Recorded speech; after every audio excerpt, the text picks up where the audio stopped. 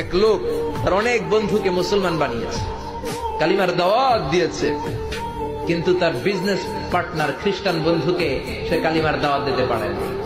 সে মনে মনে ভাবলো, আমার জীবন থাক আর না থাক, আমার খ্রিস্টান বন্ধুকে তার কলিজার ভেতরে কালিমার দাওয়াত দিয়ে আমি ছিদ্র করে দেবো। সুবহানাল্লাহ।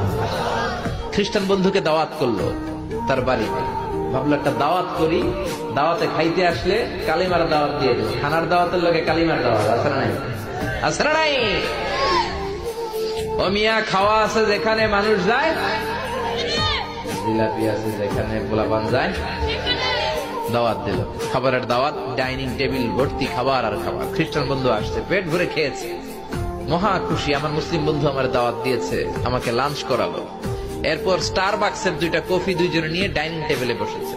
তো মুসলিম বন্ধুর মাথায় চিন্তা, যে করেই হোক কালিমার দাওয়াতটা আমার এই খ্রিস্টান বন্ধুর অন্তরের মধ্যে আমি ঢুকিয়ে দিব।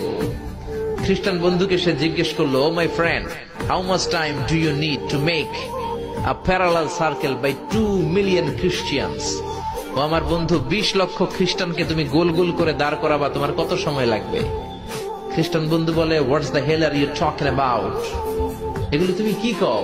20 লক্ষ খ্রিস্টান তুমি পাইবা কই? আর 20 লক্ষ খ্রিস্টানকে এক মাঠের মধ্যে যে দাঁড় করাবা, এরকম বড় মাঠও পাবা কই? মুসলিম বন্ধু বলে, ফর এন এক্সাম্পল, ধরে নাও, উদাহরণস্বরূপ আমি যদি তোমাকে বিশাল বড় একটা স্কয়ার দেই, মাঠ, আর 20 লাখ খ্রিস্টান এনে দেই, 20 লাখ খ্রিস্টানকে এরকম গোল গোল প্যারালাল সার্কেলে তুমি দাঁড় করাবা, কত সময় লাগবে? খ্রিস্টান বন্ধু বলে,